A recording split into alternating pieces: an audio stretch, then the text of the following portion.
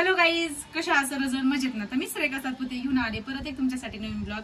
तर गाईज आज आहे गुरुवार आणि कालपासून मार्गशीर्ष महिना चालू झालेला आहे. त्या निमित्ताने मी गुरुवार धरलेला आहे. तर गुरुवार हे मला खूप लहानपणापासून मी धरते. म्हणजे मला जरा जरा आठवतंय तेव्हापासून, म्हणजे नाही का, जरा जरा कळायला लागलं होतं तेव्हापासून मी गुरुवार धरते.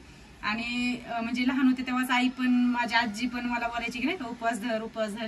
तर मग मी, माझी ताई, आम्ही आमच्या गावाकडे सगळेच असे सगळ्या मुली आम्ही उपवास वगैरे धरतो आणि अजून पण धरतात. आणि तेव्हापासूनच हा गुरुवार मी धरते.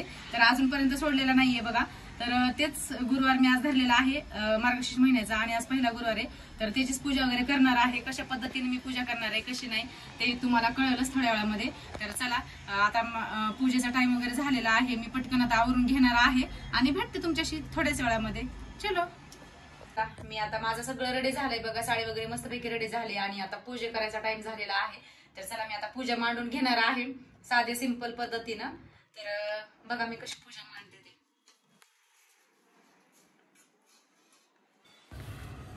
तर चला गाईज, मी पूजा वगैरे मांडून घेते. पहिल्यांदा चौरंग ठेवला आहे, त्याच्यावरती लाल कपडा टाकलेला आहे आणि त्याच्यावरती मी तांदूळ टाकून आता कळस मांडून घेते.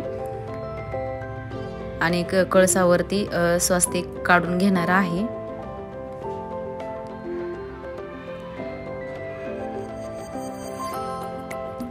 स्वस्तिक काढून हळदी कुंकू लावून घेतले त्यावरती. आणि चला, आता मी त्याच्यामध्ये कळसामध्ये पानं ठेवणार आहे. 5 पानं ठेवते, 5 किंवा 7 पानं.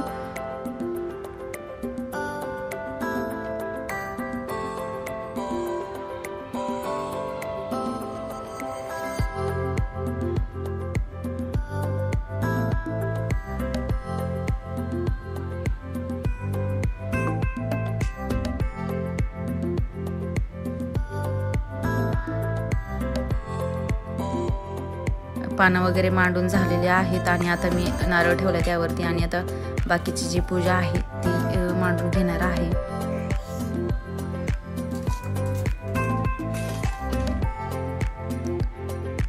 लक्ष्मीचा फोटो घेतलेला आहे आणि त्या फोटोला मी आता हार वगैरे घालून घेणार आहे.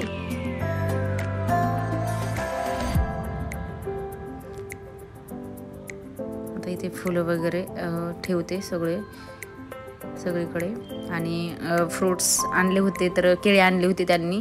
तर केळी आणि ॲपल घरातलेच होते माझ्याकडे आणि केळी आज आणले होते. तर मग ते ठेवून दिलं मी पूजेला.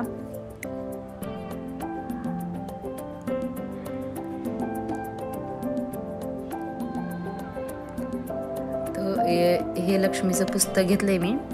तर त्याला पण हळदी कुंकू लावून घेते आणि पूजा करून घेते. आणि झाली माझी पूजा छानपैकी मांडून. तर आता रांगोळी चौरंगाभोवती काढून घेणार आहे.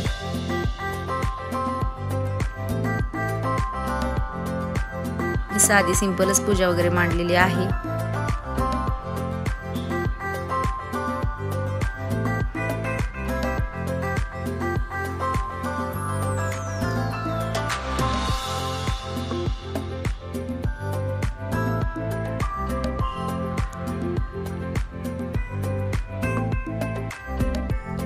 तर गाईज, फायनली माझी पूजा मांडून झालेली आहे. रांगोळी पण काढून झालेली आहे. बघा कशी दिसते. आता या सगळ्यांना हळदी कुंकू लावून घेणार आहे.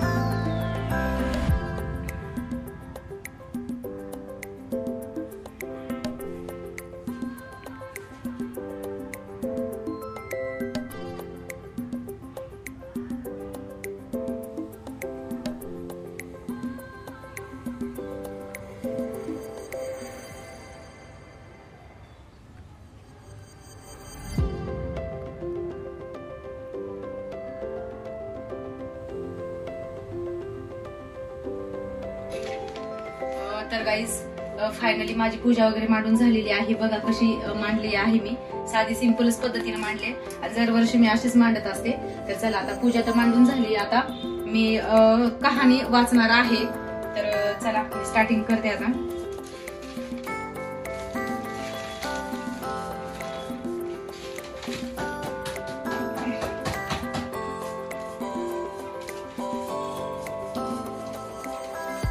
श्री महालक्ष्मी देवीची कहाणी. श्री गणेशाय नमः. श्री महालक्ष्मी देवे नमः. ओम श्री. मन लावून ऐकावी, ध्यानात ठेवावी. श्री लक्ष्मी देवीची कहाणी. दुपारी युगाची अधिराष्ट्र स्वराष्ट्र देशाची